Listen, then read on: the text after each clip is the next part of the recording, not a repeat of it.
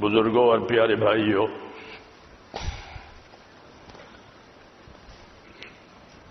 حدیث شریف میں یہ ہے کہ دو نعمتیں ہیں بڑی، لیکن دونوں نعمتوں میں لوگ کھوٹ کھاتے ہیں، فائدہ نہیں اٹھاتے۔ یہ حدیث شریف میں نعمتان مغبون فیہما کثیر من الناس، یہ دو نعمتیں ہیں مگر کھوٹ کھانے والے ان دونوں نعمتوں میں بہت لوگ ہیں کہ جو فائدہ نہیں اٹھاتے، کھوٹ کھاتے ہیں۔ یہ بات بہت توجہ کی ہے، یوں تو ساری باتیں آپ صلی اللہ علیہ وسلم کی توجہ کے قابل ہے، کیونکہ ہمارا ایمان ہے، ہمارے نبی ہے، تو بعض چیزوں کو چھانٹ چھانٹ کر بتایا گیا ہے۔ ہاں، تو یہ فرمایا کہ دو نعمتیں ہیں لیکن ان نعمتوں میں کھوٹ کھانے والے بہت لوگ ہیں، فائدہ اٹھانے والے تھوڑے ہیں۔ تو وہ نعمتیں کیا ہیں؟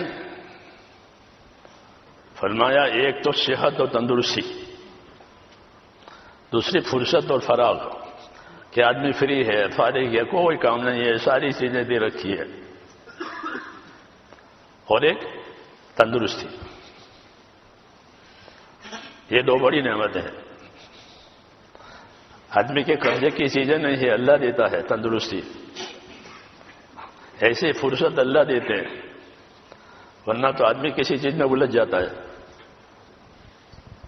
اور پریشان ہو جاتا ہے۔ تو یہ فرمایا کہ دو نعمتیں ہیں لیکن کھوٹ کھانے والے اس میں بہت لوگ ہیں، ایک تندرستی اور دوسری فرصت، کہ آدمی فری ہے، فارغ ہے، ساری چیزیں دے رکھی ہے۔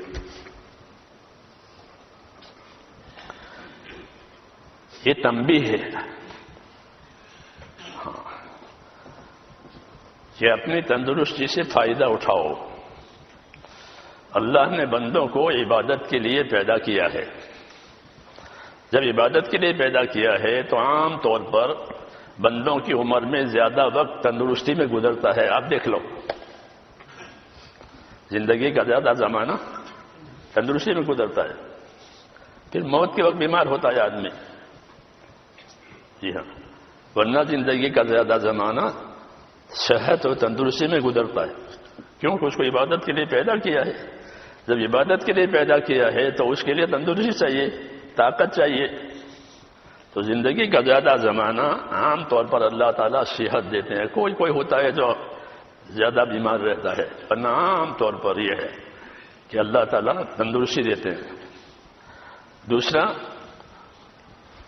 فراغ و فرصت، کہ ضروریات زندگی کا سارا انتظام ہوا ہے، کچھ کرنا نہیں ہے، اب فارغ ہے، تو یہ بڑی نعمت ہے کہ آدمی فارغ ہے، ساری چیزیں مہیا ہے۔ ہاں، یہ دونوں نعمتیں بڑی لیکن اسے نفع اٹھانے والے تھوڑے، کہ تندرستی کو فضولیات میں لگا دیا، حالانکہ ہر زمانے میں ہر وقت کا ہمارے پاس عمل ہوتا ہے۔ ہاں، ہر وقت کا عمل ہوتا ہے، صبح میں یہ کرو، دوپہر کو یہ کرو، شام کو یہ کرو، رات کو یہ کرو، اعمال ہے رات کے، اعمال ہے دن کے، جی ہاں۔ تو تندرستی اس لیے دی گئی ہے کہ زندگی کی ذمہ داریوں کو سیکھے، یاد کرے اور پوری کرے، اس کے لیے صحت دی گئی ہے، اس کے لیے فرصت دی گئی ہے کہ اپنی فرصت کو مقصدی زندگی میں لگاوے، خالی راحت ضروریات اس میں نہ لگاوے، اچھا جو چیز مقصد ہے اس میں اس کو لگاوے، اپنی صحت کو، اپنی فرصت کو۔ تو یہ زندگی ایک امانت ہے اللہ تعالیٰ کی، اس امانت کا حق ادا کرنا ہے، کیونکہ ہر آدمی سے اس کی زندگی کے بارے میں سوال ہوگا، پھر اس کی جوانی کے بارے میں سوال ہوگا، جی ہاں، پھر اس کے مال کے بارے میں سوال ہوگا، کہاں سے آیا تھا، کہاں سے کمایا تھا، کہاں خرچ کیا تھا، اور دین کی جو باتیں پہنچی تھی اس پر کتنا عمل ہوا تھا۔ یہ 5 سوال ہے،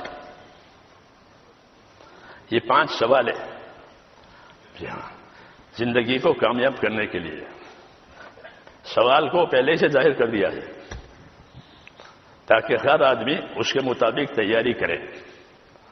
تو اس کے لیے اللہ تعالیٰ نے تندرستی بھی دی ہے اور فراغ اور فرصت دی ہے، لیکن اس سے فائدہ اٹھانے والے کہ بہت تھوڑے۔ ہاں، اس کی وجہ کیا ہے؟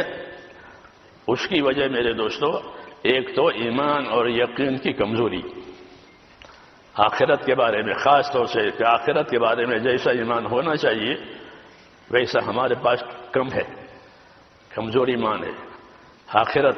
آخرت دور نہیں ہے، آخرت دور نہیں ہے۔ حضرت ابوبکر صدیق فرماتے تھے کہ آدمی کی موت تو اس کے چپل کی پٹی سے بھی قریب ہے۔ آدمی چپل پہنتے ہیں پٹی، ہاں، الموت ادنیٰ من شراک نعلہ، کہ آدمی کی موت اس کی چپل کی پٹی سے بھی زیادہ قریب ہے، دور نہیں ہے۔ کیوں کہ موت کا مسئلہ ایسا ہے کہ وہ اچانک آتی ہے۔ قیامت اور موت یہ دونوں اچانک آئیں گے، قیامت بھی اچانک آئے گی۔ ہاں، کپڑا بیچنے والا کپڑا دکھا رہا ہوگا اور خریدنے والا دیکھ رہا ہوگا اور ایک دم سور پھونک جائے گی۔ جی ہاں، تاجر نمونہ دکھا رہا ہوگا، یہ دیکھو یہ دیکھو، اور سور پھونکا جائے گا۔ لا تأتیکم الا بغتہ، قیامت کہ اچانک آئے گی، اس طرح موت یہ بھی اچانک آئے گی۔ الموت یاتی بغتۃ والقبر صندوق العمل، کہ موت اچانک آئے گی اور آدمی کی قبر کہ اس کے عمل کا صندوق ہے، بکس ہے، اس کے عمل کا بکس ہے اس کی قبر۔ یہ رہبری آخرت کے بارے میں دی گئی ہے، ہاں، اور یہی حق ہے۔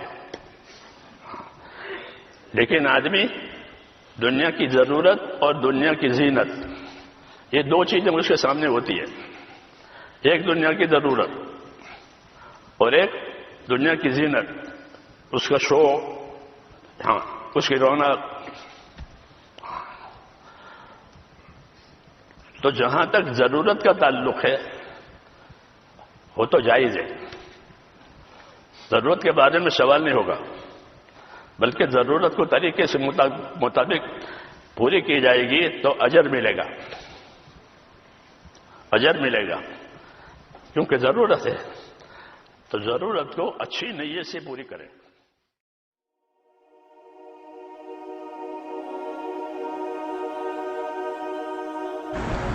رسول اللہ صلی اللہ علیہ وسلم نے ایک بہت گہری بات ارشاد فرمائی، 2 نعمتیں ایسی ہیں جن میں اکثر لوگ نقصان میں رہتے ہیں، صحت اور فراغت، خالی وقت۔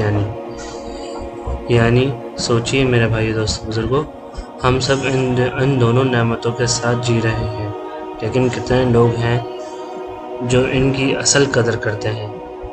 جب تک صحت ہوتی ہے انسان اس کی قیمت نہیں سمجھتا، لیکن جب بیماری آتی ہے تو پتہ چلتا ہے کہ صحت کتنی بڑی دولت ہے۔ اسی طرح جب وقت ہوتا ہے تو انسان اسے فضول کاموں میں، موبائل میں، سوشل میڈیا میں اور بے مقصد مشغلوں میں گزار دیتا ہے، لیکن جب وقت نکل جاتا ہے تو پھر افسوس کے سوا کچھ نہیں رہتا۔